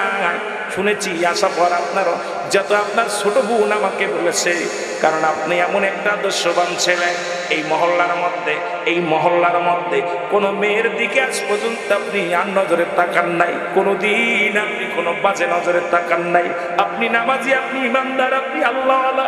এ আমার স্বামী, আমি ভুল করেছি, আমার আল্লাহ মাফ করবেনি। তবু যদি মাফ না পাই, আপনি যদি আমারে মাফ না করেন, আমি জাহান্নামী হয়ে যাব, দুঃখ নাই, কিন্তু আপনার কাছে আমি মাফ চাই, আপনার কাছে আমি ক্ষমা চাই, আপনি আমারে মাফ করবেননি। স্বামী কয় বিবি রে বলো কি হয়েছে বলো। বলে স্বামী রে, আমি একটা চক্রান্তে পড়েছিলাম, একটা ছেলের সঙ্গে প্রেম করেছিলাম, প্রেম করার পর সে আমার ছলনা করে নিয়ে গেল, নিয়ে যাওয়ার পর গত সপ্তাহ হয়ে গেল, এই এক সপ্তাহ হয়ে গেছে বিয়ের আগে আমার সঙ্গে দেখা করার কথা বলে, আমার বিয়ের কথা চলতেছিল, উনি আমাকে বলল একটু দেখা করো। দেখা করার পর আমাকে ব্ল্যাকমেল করে নিয়ে যে আমার সঙ্গে শারীরিক মিলন হয়েছে। এখন ওই সন্তানের সন্তান, ওই যুবকটার সন্তান আমার গর্ভে প্রবেশ করেছে। এই ভয়ে আমি আপনাকে ঠকাইতেছি, যদিও এক সপ্তাহ হয়ে গেছে। এক সপ্তাহের সন্তান হয়তো 10 মাস 10 দিন পরে আপনারই হবে, মানুষ বলবে আপনার সন্তান। যদি 7 মাসও হয় মানুষ বলবে আপনার সন্তান, যদি 8 মাসও হয় মানুষ বলবে আপনার সন্তান। কিন্তু আমি যে আপনার ঠকাইতেছি, আল্লাহর আদালতে আমি কি জবাব দিব, আমি মদিনার কাছে কি জবাব দিবে, এই ভয়ে আমি কাঁদতেছি। কারণ আপনার আমি ঠকাইলাম, আমি তো নিজে ভুল করেছি, আমি ইচ্ছাকৃত কোনো ভুল করি না, আমি ভুলের চক্রান্তের ভিতরে পড়ে গেছিলাম, আমি নিরুপায় হয়ে গেছিলাম। এই নিরুপায় হয়ে অপরাধ করে ফেলেছি, সেই অপরাধের ফসল আমার গর্বে। স্বামীরে, এই কারণে আমি কি জবাব দিব, আপনার আমি ঠকাইলাম, আমার আল্লাহ কি আমারে মাফ করবে, আমার মদিনাওয়ালার দিদার কি আমি পাবো? কারণ আমি শুনেছি আমার নবী বলছে, অন্যের দোষটি ঢেকে রাখলে আল্লাহ তাআলা তার দোষটি ঢেকে রাখে। সুতরাং আমি আজকে স্বামী বলতেছে, ও বিবি, আমার নবী বলছে অন্যের দোষটি যে ব্যক্তি ঢেকে রাখে, আমি তার দোষটি ঢেকে রাখবো। ও বিবি, যেহেতু আমার আল্লাহ পাক জানায় দিয়েছে, আমার হাবিব এই কথা বলেছে সাহাবীদেরকে, আমি কথা দিলাম বিবি রে, তোকে আমি তালাক দিব না, তোরে নিয়ে আমি সংসার করব, জীবনেও আমি তোমার সঙ্গে আর মেলামেশাও করব না, তোমার সঙ্গে আর কোনো মিলন আমি করব না, তোমাকে আমি তাড়া দিব না, তোমাকে আমি বিতাড়িত করব না বিবি রে। আর আমি কথা দিলাম, এই কথাটা পৃথিবীর বুকে আমি আর কাউকে জানাবো না। জোরে জোরে বলো মারহাবা। আদর্শবান ছেলে যত মাফ করতে পারে, জ্ঞানী মানুষ যত মাফ করতে পারে, আপনার মূর্খ মানুষ এত জ্ঞান মাফ করতে পারে না। এ মুসলমান, 1 মাস 2 মাস হয়ে গেল, সন্তান ডেলিভারি হবে, 2 মাস যখন হয়ে গেল, মানুষদের পার আগে ওই যুবক তার মাকে বাবাকে বুঝায় বলল, মা গো, বাবা গো, তোমার বৌমাকে নিয়ে আমি অন্য একটা শহরে যেতে চাই। কয় মাসের জন্য নিয়ে গেলেন? এ মুসলমান শুনে নাও, 10 মাস 10 দিন পূর্ণ হয়ে গেল, এই দুনিয়ার মধ্যে সন্তান হলো, ছেলে হলো, একটা ফুটফুটে সন্তান হলো। এই সন্তানটা যখন হয়ে গেল, ওই ছেলে রাতের অন্ধকারে যখন ছেলে হলো, স্বামী যখন আসলো ঘরে ফিরে দেখে ছেলে সন্তান হয়েছে, ছেলেটাকে কোলের মধ্যে নিলেন, নিয়ে বড় আদর করলেন, আদর করে বললেন, বিবি রে, আমার কোলের মধ্যে দাও, আমি একটু আদর করে দিই। এই আদর করার কথা বলে কোলের মধ্যে নিয়ে চলে গেলেন, যায় নিকটতম একটা মসজিদের বারান্দার মধ্যে ফেলে দিয়ে রেখে দিয়ে উনি ফজরের নামাজে দাঁড়ায় গেছে। জোরে জোরে বলো আল্লাহু আকবার। ফজরের নামাজ শেষ, এদিকে বিবি চিন্তা আছে, ওই প্রথম রাত্রে সন্তান নিয়ে গেল, ফজরের রক্ত হয়ে গেল, এখনো পর্যন্ত ছেলে নিয়ে ফিরল না স্বামী। নিশ্চিত আমার ছেলেটা যার সন্তান, এই জন্য তাকে মেরে ফেলেছে, নিশ্চিত সে অবৈধ সন্তানের কারণে আমার স্বামী মেনে নিতে পারে নাই, ওকে নিশ্চিত মৃত্যু বউকে দিয়েছে, তাকে দুনিয়া থেকে বিদায় করে দিছে। ফজরের নামাজ বাদে মুসলমান শোনো, মুসল্লিরা সালাম ফিরেছে, সালাম ফিরে দেখে মসজিদের বারান্দায় একটা সন্তান, এই ছোট্ট একটা মাসুম বাচ্চা আছে, দৌড়ে যে ওই লোকটা তুলে নিলেন, যুবক তুলে নিলেন, হাতের মধ্যে নিয়ে বলেন, এই একটা ছেলে পাওয়া গেছে, তোমরা কেউ কি ছেলের সন্ধান জানো? এই ছেলেটা পাওয়া গেছে, এই ছেলেটা কে বা কারা রেখে গেছে? কোন সবাই বলেন এই ছেলে এখন কি উপায় হবে? যুবক বলেন, আপনারা যদি মনে কিছু না করেন, আমার বিবি আছে, আমার ছেলে মেয়ে হয় না, যদি এই ছেলেটাকে লালন পালনের দায়ভার আপনারা আমাকে দেন, তাহলে আমি দায়িত্ব নিব, আজ থেকে এই ছেলের বাবা হইয়া লালিত লালন পালন করবো। জোরে জোরে চিল্লায় বলেন মারহাবা। এ মুসলমান শুনে নাও, ছেলেটাকে কোলে সবাই বললেন ঠিক আছে, যেহেতু এই মুসল্লি ছাত্র ছেলেটাকে দিয়ে দিলাম, ওর মানুষ করবে, লালন পালন করবে। সকালবেলা উনি দৌড়ে যে বিবিরে দিয়ে সবাইকে জানান, গ্রামের মানুষ জানলেন, সবাই জানায় দিলেন এই সন্তানটা মসজিদে পাওয়া গেছে। কেউ তার সন্তান বলতে পারলো না, ওদিকে বিবি কেউ খুঁটা দিতে পারলো না, কেউ অবাদান এই বিবি কেউ অসতী বলতে পারলো না। দৌড়ে ডাকতে বলে, বিবি রে আমার দেরি হয়ে গেছে, এই নাও তোমার কলিজার টুকরা সন্তান। কয় স্বামীরে সারা রাত নিয়ে রাখলা? কয় নিয়ে রাখলাম এই কারণে রে বিবি, কারণ তোমার দিকে কেউ আঙ্গুল তুলবে না, আমার বাবা মা আঙ্গুল তুলবে না, আমার ভাই বাতি আঙ্গুল তুলবে না, কারণ এই সন্তান যে আমার, আমি তো এটাও কারোর কাছে জানালাম না, কেউকে টের পেতে দিলাম না, কারণ এই সন্তান তো অবৈধ সন্তান, তবু আমি তাকে লালন করে, সন্তান তো কোনো অপরাধ করে নাই, ভুল করেছে একটা, তুমি ভুল করেছো, ভুল করেছে সেই যুবকটা, সেই ভুলের খেসারত তো তুমি দিতে পারো না, আমি দিতে পারি না। এই মাসুম বাচ্চা তো কোনো ভুল করে না, এই মাসুম বাচ্চাটাকেও বিবি আজ থেকে পালিত পুত্র হয়ে আমাদের থাকবে। এই পালিত পুত্র বলে মারে জানায় দিলেন, বাবারে জানায় দিলেন, চিঠি লিখে জানায় দিলেন, মা একটা সন্তান পেয়েছি, মা বাবা একটা সন্তান পেয়েছি, একটা ছেলে পেয়েছি, আজ থেকে তারে লালন পালন করব। তুমি আমি জানলাম এটা তোমার ওই, তুমি জানো তোমার ওই স্বামীর সন্তান, আমি জানি তোমার গর্বের সন্তান, আমাদের মধ্যে সীমাবদ্ধ থাকবে। দুনিয়ার মানুষ জানবে এটা পালক সন্তান। আল্লাহর কাছে প্রার্থনা করি, আল্লাহ তুমি যেন আমার মদিনার সঙ্গে সাক্ষাৎ করে দাও। আল্লাহ রাসূল বলে গেছে যে ব্যক্তির দোষটি ঢেকে রাখবে, তার দোষটি আল্লাহ ঢেকে রাখবে। সুতরাং আজকে এত বড় পাপ, এত বড় অন্যায় আমি ঢেকে রাখলাম। বিবিরে তোমার কাছে কিচ্ছু চাই না, তুমি একটু দোয়া করবা আমি যেন আমার মাওলা জান্নাত পাই, আমি যেন আমার রাসূলুল্লাহ দিদার পাই। ও মুসলমান শুনে নেন, এত সুন্দর ব্যবস্থা আজকে কোরআন হাদিস জানার কারণে। আর কয়েকদিন আগে দেখলাম বাংলার জমিনে ঢাকা শহরে কুকুরে বাচ্চা, ও মুসলমান প্যাকেটের মধ্যে অবৈধ সন্তান ফেলে রাখছে, আর এই তাজা সন্তান অর্ধেক কুকুরে খেয়ে ফেলেছে, এখনো জীবিত রয়েছে। আর একটা দেখলাম এই অবৈধ সন্তানগুলো মুখে গানের মধ্যে কামড় দিয়া কুকুরে নিয়ে যায়, ওই বাচ্চাটাও জীবিত। সন্তান তো কোনো পাপ করে না, সন্তান তো কোনো অপরাধ করে নাই। আপনার একটা ভুলের কারণে আপনি দুনিয়া থেকেও অশান্তির মধ্যে থাকবেন, ইয়াউমাল কিয়ামতের ময়দানে ওই জাহান্নামের অধিকারী হয়ে যাবেন। এই জন্য আমি বলবো উভয় পক্ষ কোরআন হাদিসের মাহফিলে বসতে হবে। যেহেতু আমরা কোরআন হাদিস শিখি নাই, কোরআন হাদিস জানি না, আমাদেরকে কোরআনের মাহফিলে, হাদিসের মাহফিলে বসে ইসলামের জ্ঞান চর্চা করতে হবে। যে জ্ঞান চর্চা করলে দুনিয়ার মধ্যে হাজারো অন্যায় থেকে বাঁচতে পারবো, জিনা ব্যভিচার থেকে বাঁচতে পারবো, মূর্খতা থেকে বাঁচতে পারবো, রাসূলের প্রেম অন্তরে ধারণ করতে পারবো, আল্লাহর ভয় অন্তরে ধারণ করতে পারবো। ও মুসলমান শুনে নাও, আমার আল্লাহর অনুগত হতে পারবো, রাসূলের অনুগত হতে পারবো। জোরে জোরে চিল্লায় বলা যাবে না মারহাবা। একটু মহব্বতের সঙ্গে দুরূদ শরীফ পড়েন, আল্লাহুম্মা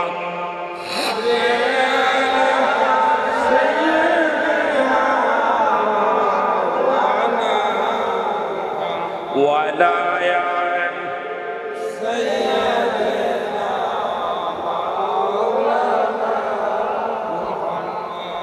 আরে মদিনা মদিনা আশিক মুমিনের ঠিকানা, বলো নাও মদিনা মদিনা। এ দুনিয়ার মুসলমান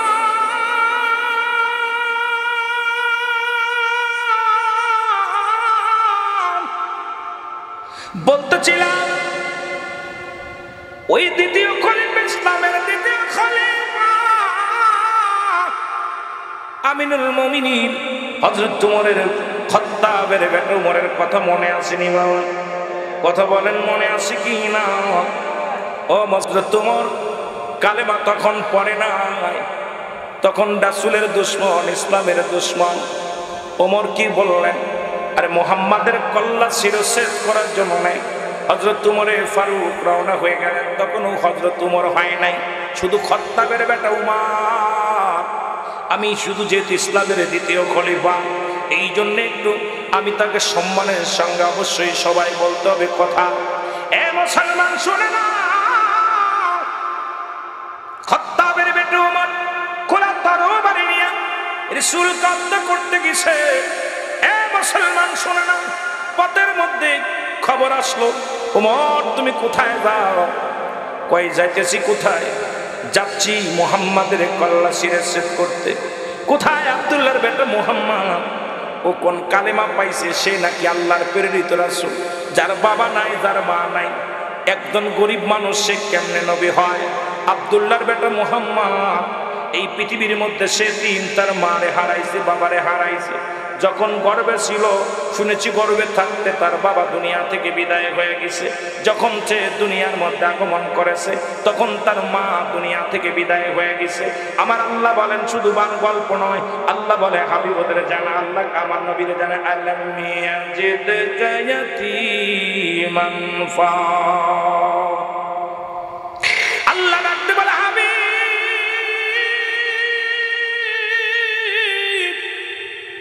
তোমার আমি এতিম বানাইলাম, তোমার আমি এতিম বানাইলাম। আমার নবী কেমন এতিম ছিল গো পৃথিবীর মধ্যে? এমন এতিম ছিলেন যখন 6 মাস গর্ভে মায়ের দুনিয়া থেকে বাবা বিদায় হয়ে গেছে। এই দুনিয়ার মধ্যে যখন 6 বছর বয়স, রাসূলুল্লাহর মা চির বিদায় হয়ে গেছে। নবীর বয়স যখন 6 বছর 6 মাস, দাদা আবু তালিব চির বিদায়, আব্দুল মুত্তালিব বিদায় হয়ে গেছে। চাচা আবু তালিবের কাছে লালিত পালিত হয়। এমন ও মায়ার নবী গো, তোমার মতো কে দিবার দুনিয়ার মধ্যে কেউ নাই গো নবী। নবী গো, আপনার প্রেমের মালা গলায় পড়লাম নবী গো। আবার তামাম পৃথিবীর রহমত আল্লাহ তোমারে দান করেছে। আমার আল্লাহ বলে, মা আরসালনাকা ইল্লা রাহমাতাল লিল আলামিন। জোরে জোরে চিল্লা বলেন মারহাবা। এ মুসলমান শোনা, আবার তামাম পৃথিবীর রহমত দান করলেন আমার আল্লাহ, আমার হাবিবকে দান করলেন, যিনি পৃথিবীর মধ্যে এমন এতিম নবীরে আমার আল্লাহ তাআলা তামাম পৃথিবীর বাদশাহী দান করেছেন। শুধু বাদশাহী নয়, আমার নবী এমন একটা কাপড় গায়ে দিছে, যে কাপড়ের দাম তৎকালীন জামানায় 42,000 দিরহাম, যা পৃথিবীর কোন রাজা বাদশা পড়তে পারে নাই। তাহলে আমার নবী শুধু গরিবের গরিব নয়। আজকে এক শ্রেণী মৌলবীরা ওয়াজ করে নবীজি এতিম, নবীজি গরিব, নবীজি অসহায়, নবীজিরা 70 তালি গায়ে দিছে। আরে মৌলবী সাহেব শোনো, আমার নবী শুধু এতিম ছিল না, আমার নবী মুসলমান, আমার নবী শুধু গরিব ছিল না, আমার নবী 70 তালি কাপড় শুধু গায়ে দেয় নাই, আমার নবী এত দামি কাপড় গায়ে দিছে পৃথিবীর কোন রাজা বাদশা পড়তে পারে নাই। তৎকালীন জামানায় 42,000 দিরহাম। এখন বলেন আজকের জামানায় কত তার দাম? এত দামি কাপড়, এত দামি পোশাক পৃথিবীর কোন রাজা বাদশা পর্যন্ত গায়ে দিতে পারে নাই। জোরে জোরে চিল্লা বলা যাবে না মারহাবা? একটু মহব্বতে বলেন আল্লাহু আকবার। ও নবী গো, সালাত সালাম জানাই, সালাত সালাম জানাই আপনার পরে, বলো সালাত সালাম পরে। ও নবী গো, আমরা ও গো আমরা গুনাহগার, গো নবী আমরা গুনাহগার, বলো আমরা গুনাহগারে। ও নবী গো, ও নবী ও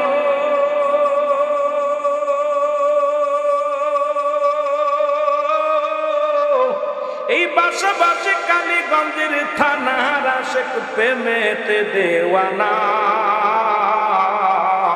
লইয়া যাব দয়াল নবী লইয়া যাব দয়াল নবী দেখব নূরের রওজা নবী গো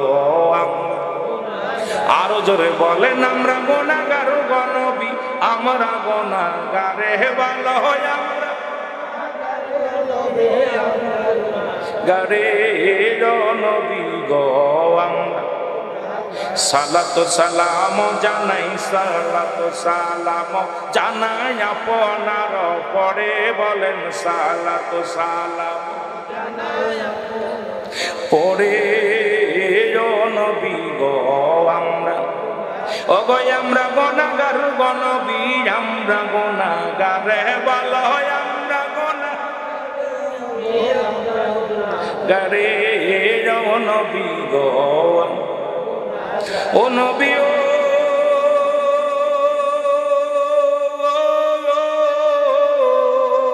এই পূর্ব অঞ্চল গাজীপুরের আশেকেরা কাঁদে দাও দেখা দাও দয়াল নবী দাও দেখা দাও দয়াল নবী একটি বারাও মারে ও নবী গো আরো জোরে বলেন আমরা গুনাহগার গো নবী আমরা গুনাহগারে ভালো আমরা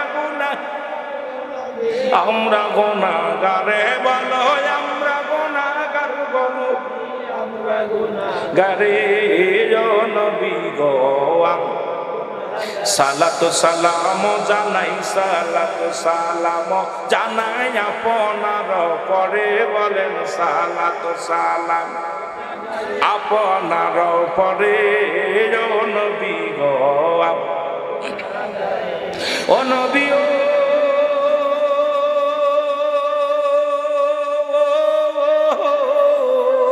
ওর মদিনাতে আছেন আপনি এতিম বানায়ে ও নবী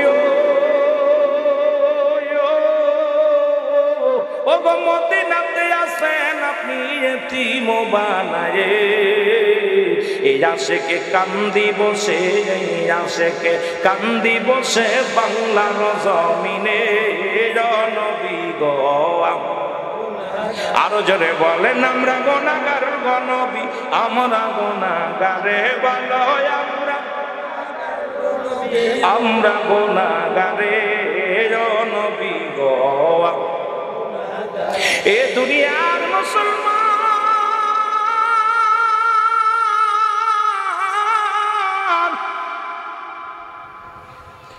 খাত্তাবের বেটা উমর বলে আব্দুল্লাহর বেটা মুহাম্মদ কেমনে নবী হয় আর উনি মানুষদেরকে জানায় আল্লাহ ছাড়া কোনো মাবুদ নাই কোনো ইলাহ নাই আল্লাহ প্রেরিত রাসূল বা বান্দা হলো উনি সবাইকে শিখাইলা ইলাহা নাই কোন ইলাহা ইল্লাল্লাহ আল্লাহ ছাড়া মুহাম্মাদুর রাসূলুল্লাহ আল্লাহ পাকের প্রেরিত রাসূল বা বান্দা রাহমাতুল লিল আলামিন আব্দুল্লাহর বেটা মুহাম্মাদের গর্দান শিরচ্ছেদ করে দিব এই দুনিয়ার মধ্যে সেই বড় আশা নিয়ে খোলা তরবারি নিয়ে রওনা হয়ে গেছি এর মুসলমান শুনে না খবর দিয়ে বলে উমর শোনো তুমি কার গর্দান কাটবা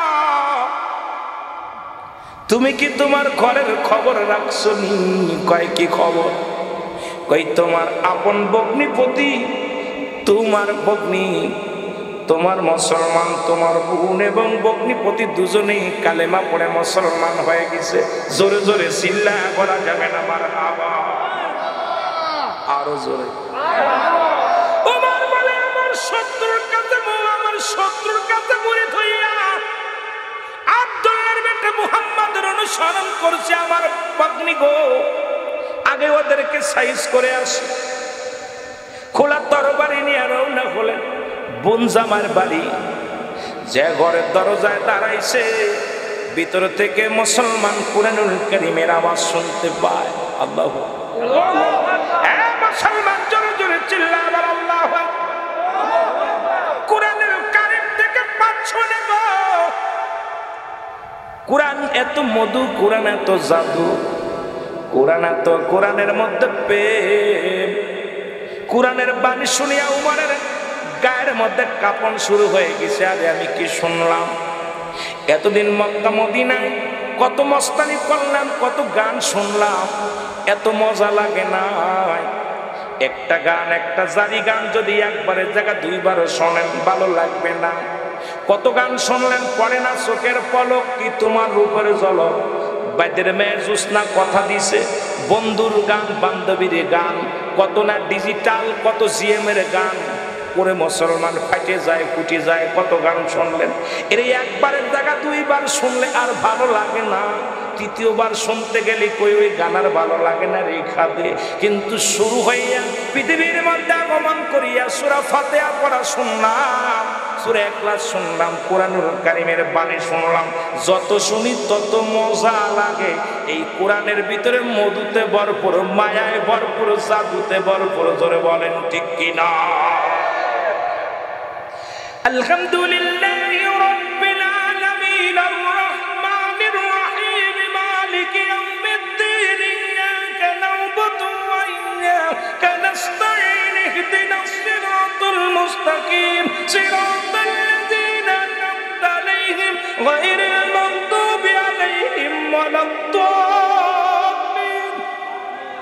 সুবহানাল্লাহ বলেন না? বিসমিল্লাহির রহমানির রহিম।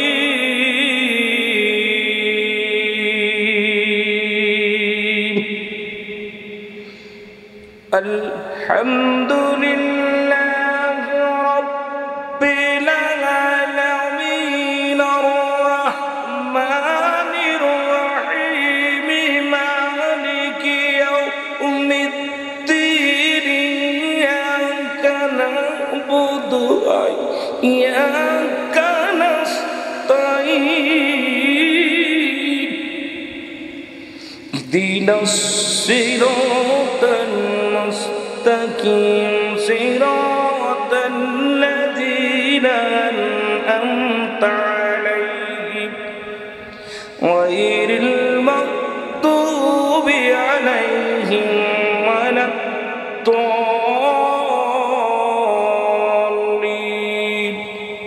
এককার হিসাব পড়ে আর এককার হিসাব আর একটা, এক একজন এক এক রকম পড়ে।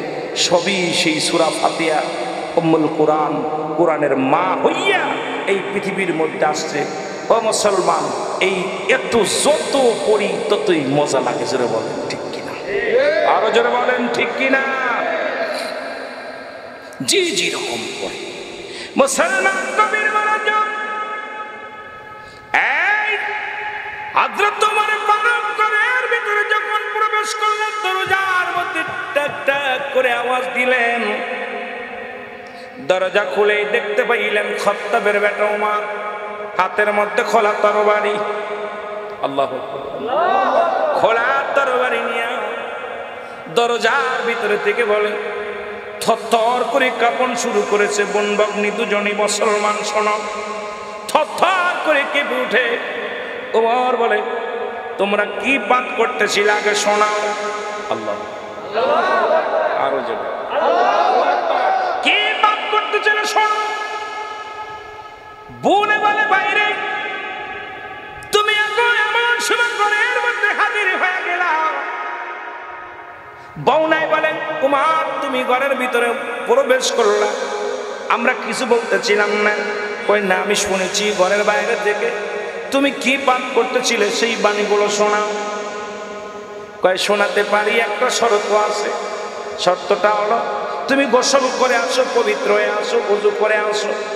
কারণ এই বাণী শুনতে হলে, এই বাণী শুনতে হলে, পড়তে হলে উভয়কে পুত পবিত্র লাগবে। তুমি পুত পবিত্র হয়ে আসো, এরপরে আমি শোনাইব। জোরে জোরে চিল্লায় বলেন আল্লাহু আকবার। এ মুসলমান শুনে নেন, হযরত ওমর ফারুক গোসল করে আসলেন, ওযু করে দিলেন, পুত পবিত্র হলেন। ওমরের বোন, ওমরের ভগ্নী প্রতি সূরা তাহা আলোচনা করে সূরা তাহা পাঠ করা শুরু করলেন। একবারে প্রথম থেকে শুরু করলেন। ও মুসলমান, তাহা, এই তাহা যখন আলোচনা করলেন, ওমরে ফারুকের গা থরথর করে কেঁপে উঠলেন, ঘাম ঝরতে লাগলেন, দৌড়াইতে লাগলো।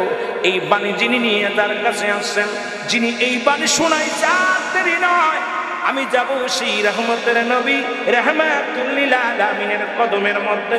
জোরে জোরে চিল্লায় বলা যাবে না মারহাবা। তোমরা এমন একজন নবী পাইবা না, শোনো ভবের মাওলানা, শোনো ভবের মাওলানা, তোমরা এমন একজন নবী পাইবা না, হায় হায় এমন একজন নবী পাইবা না। ওরে যার কদমে হইলে নিসার, যার কদমে হইলে নিসার পাবনা, তারও থাকবে না। তোমরা শোনো না, এমন একজন নবী পাবি না, তোমরা জানো না এমন একজন নবী পাবি না, ভবের মাওলানা রে এমন একজন নবী পাবি না। জোরে বলেন মারহাবা। যে নবীজিরি দেখলে নূর খানা, ওরে যে নবীজিরি দেখলে নূর খানা, পাগল কত জাতি, যার কদমে লুটে আসে সংহুর গেলে মান কত জাতি, যার কদমে লুটে আসে কত হুর গেলে মান জাতি। এর নবীজিকে যে পাইল, নবীজিকে যে পাইল, রইল না তার ভাবনা, হায় হায় নবীজিকে যে পাইল, থাকলো না তার ভাবনা। বাবার মাওলানা এমন একজন নবী পাবি না, তোরা এমন একজন নবী পাবি না। যার কদমে হইলে নিসার, যার কদমে হইলে নিসার পাবনা, তবু রবে না তার ভাবনা, ভাবে রবে না। এমন একজন নবী পাবি না, তোরা এমন একজন নবী পাবি না। জোরে জোরে বলো মারহাবা। একটু জোরে জোরে চিল্লায় বলা যাবে না আল্লাহু আকবার। দুনিয়ার মুসলমান শোনো, এরা রাসূলুল্লাহ কদমের মধ্যে তরবারি নিয়ে রওনা হয়ে গেল। খবর আসলো আব্দুল্লাহর বেটা মুহাম্মদকে হত্যা করার জন্য হযরত উমর খাত্তাবের বেটা উমরে ফারুক খোলা তরবারি নিয়ে আসতেছে। রাসূলকে যে সংবাদ দিলেন, ইয়া রাসূলুল্লাহ ইয়া হাবিবাল্লাহ, নবী বলেন কি বলতে চাও? বলে হুজুর সর্বনাশ, খাত্তাবের বেটা উমর খোলা তরবারি নিয়ে আপনার দিকে তেড়ে আসছে, আপনাকে হত্যা করবে। সে দুষ্ট মানুষ, খারাপ মানুষ। আমার নবী বলে আসতে দাও। নবীজি বললে আসতে দাও। সাহাবীরা বলে হুজুর আসতে দাও, আজকে হয় উমর ফিরে যাবে আমার হাত থেকে, আর না হয় উমর কালেমা পড়ে যাবে এখান থেকে। আজকে সে বিয়াদবি করে। আমরা নবীর গোলামেরা কসম করে বললাম উমরকে আর এইখান থেকে ফিরে যেতে দিব না। নবীজি বললেন তোমরা উমরের সঙ্গে কেউ খারাপ ব্যবহার করবা না, কেউ উমরকে ধমক দিবা না, আসতে দাও, তাকে সম্মানের সাথে আসতে দাও। নবীর সাহাবীরা যার পজিশন নিয়ে নিলেন, সবাই তরবারি নিয়ে দাঁড়াইছে। যে রাসূলুল্লাহর সঙ্গে যদি উগ্রপন্থী কথা বলে, নবীর সঙ্গে যদি দুর্ব্যবহার করে, এই দুনিয়া থেকে চিরবিদায় করে দিবে খাত্তাবের বেটা উমরকে। সবাই তরবারি নিয়ে দাঁড়ায় আছে। মুসলমান শোনো না, রাসূলের কদমের মধ্যে উমর হাজির হয়ে গেলেন। নবীজির সামনে যে দাঁড়ায় গেলেন পুরো মানুষের মতো, খোলা তরবারি হাতের মধ্যে। নবীর মুখের দিকে তাকায় আছে, রাসূলুল্লাহ মুখের দিকে তাকায় আছে। মুসলমান শুনে না, নবীজি ওমরের কলাকের মধ্যে ধরে বলে উমর কিসের জন্য আসছো, কি বলতে চাও? উমর বলে ইয়া রাসূলুল্লাহ ইয়া হাবিবাল্লাহ, আমি এতদিন আপনাকে এইরকম দেখি নাই। যাকে দেখলে ভিতরের যন্ত্রণা দূর হয়ে যায়, যাকে দেখলে পৃথিবীর সমস্ত যন্ত্রণা দূর হয়ে যায়, আর সেই মানুষটার সঙ্গে আমি বিদ্রোহী করেছি। ইয়া রাসূলুল্লাহ ইয়া হাবিবাল্লাহ, আমার বড্ড ভুল হয়ে গেছে। নবী গো, আজকে তরবারি নিয়া আপনাকে আমি হত্যা করতে আসি না, এই তরবারি চুরে ছুঁড়ে ফেলে দিলে নবীজির কদমের মধ্যে উমর পড়ে গেলেন। উমর হাউমাউ করে কান্দে আর বলে, ইয়া রাসূলুল্লাহ, ইয়া হাবিবাল্লাহ, আমাকে আর ফিরা দিবেন না, আমাকে আর দূরে সরাই দিবেন না, আমি আর মুসলিম থাকতে চাই না, আমি কালেমার মালা পড়ে মুসলমান হয়ে যেতে চাই। লা ইলাহা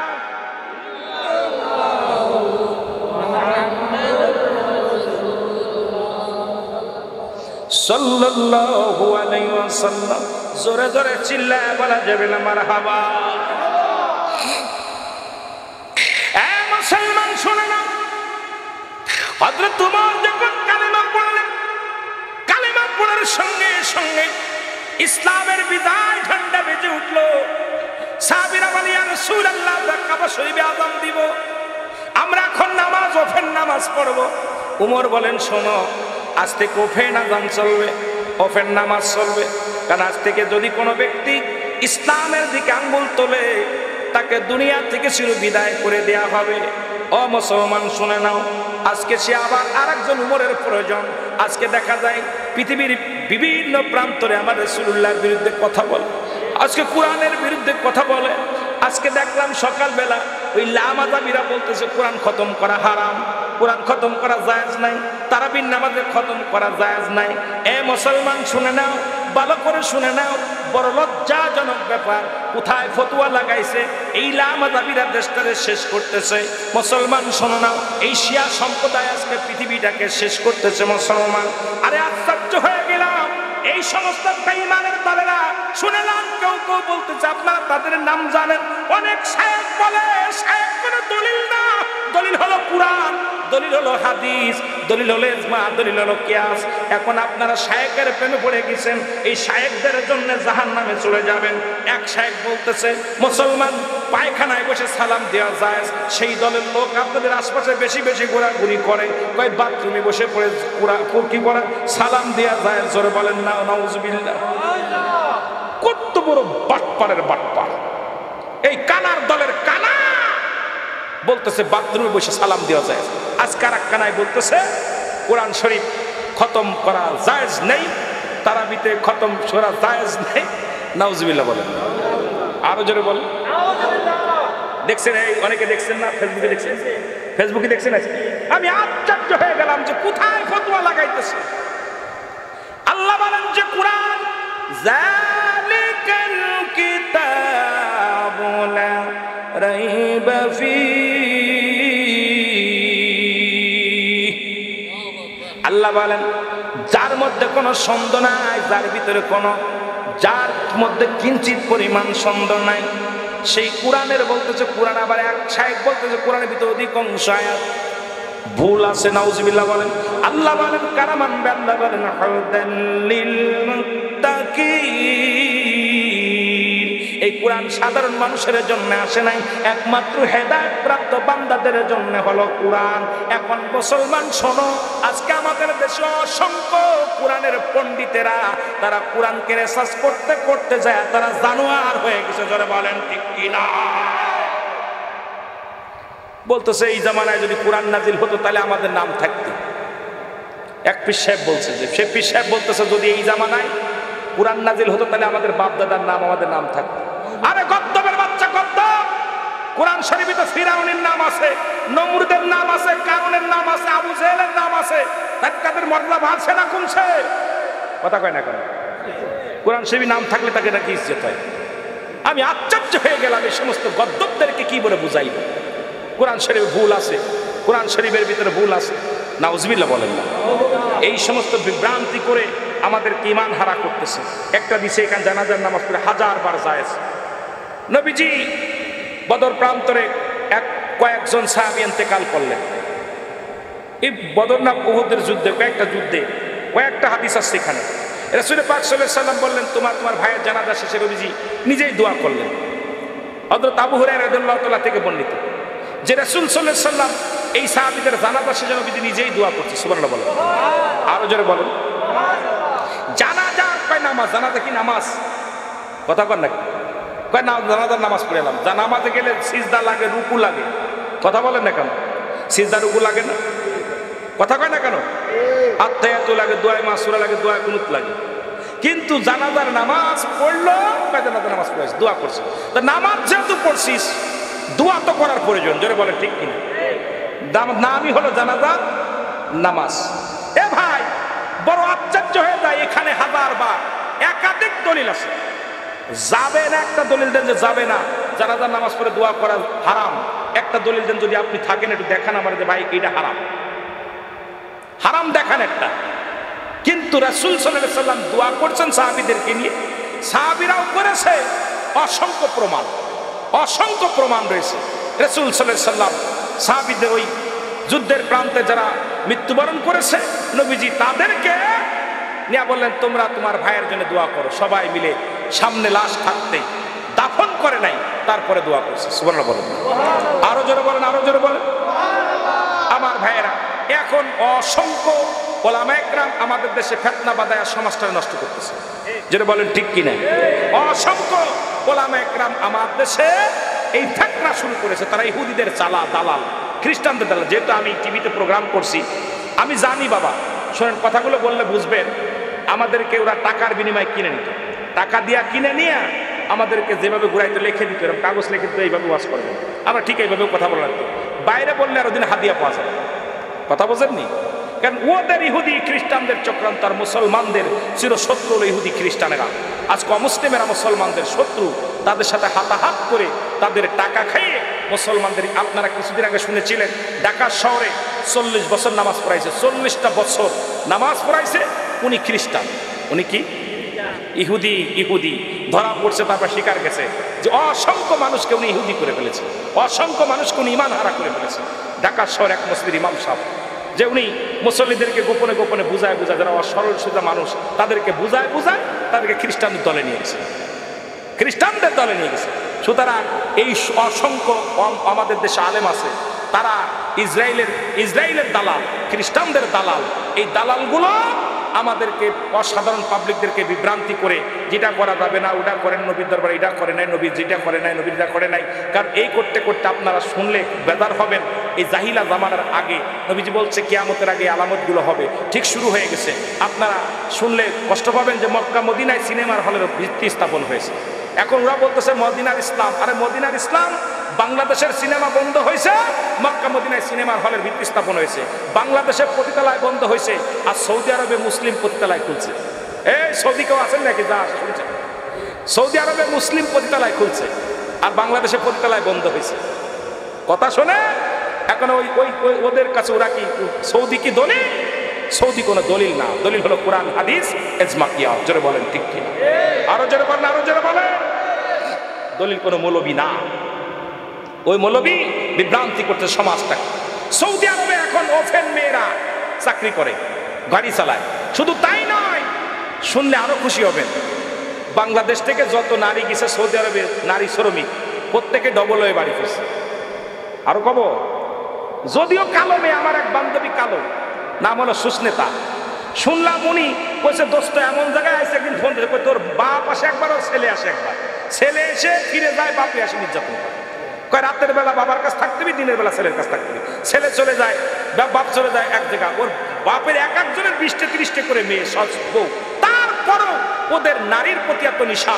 বাংলাদেশ থেকে প্রায়ই কান্নাকাটির আওয়াজ শোনা যায়, প্রায়ই ফেসবুক খুললে দেখা যায় সৌদি আরব থেকে প্রেগনেন্ট হয়ে 3 মাস 4 মাস বাচ্চা নিয়ে চলে আসে। তাহলে ওদের অবস্থা, এই মৌলবী ফতোয়া হিসাব করে দিবি।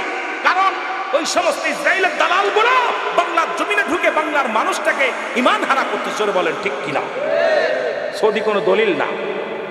যদি দলিল হয়, আমার নবী যে জানাজা পড়ছিল কিনা, যে মৌলবী কইছে মুনাজাত করা যায় নয়, মৌলবী ধরবেন আগে, কলারটা ধরে আগে পিটাবে। কারণ হলো এই নবী যে জানাজা পড়ছে কিনা, নবী যে জানাজা, তোর জানাজায় এত হাজার হাজার মানুষ হয়, আমার নবীর জানাজা পড়ছে কিনা, আমার নবীজির জানাজায় কয়জন মানুষ হয়েছিল ওরে জিগাবেন। আমার নবীজির 14 জন বউ ছিল, তোর কয়টা আছে ওরে জিগাইবেন, তোর কয়টা আছে? তোতে একটা সকালবেলা ঝাঁটার বাড়ি, বিকেলবেলা ঝাঁটার বাড়ি। নবীজি তো 14 জন ওয়াইফ ছিল, 12 জন লিখিত ভাবে 12 জন, কোথায় আছে 14 জন? তোর কয়টা বউ আছে? কথা কন না কেন? নবীজির সব নবীর ভিতরে নবী এটা করছে, নবী এটা করছে, কার সাথে কার তুলনা করিস? কার লাগে কার তুলনা করিস? নবীজি, আমার মুসলমান শোনেন, আমাদের জন্য মানতে হবে নবীজি নবীজি যেটা বলে গেছে এটা আমাদের জন্য মানতে হবে। নবীজি যেটা বলে গেছেন হাদিস শরীফের কথাগুলো, এগুলো আমাদেরকে বুঝতে হবে, মানতে হবে।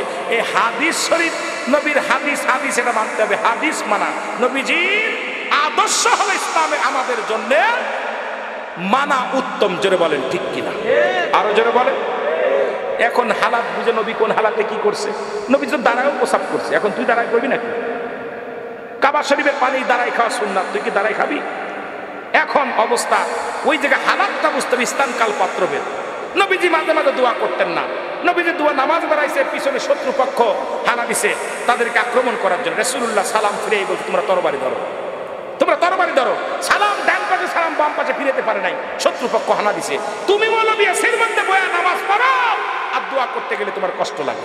ওই নবীর কাছে যাও, জুতো নবীজি, নবীজি মাটি কাটছে, তুই মৌলবী কয়দিন কাটছি?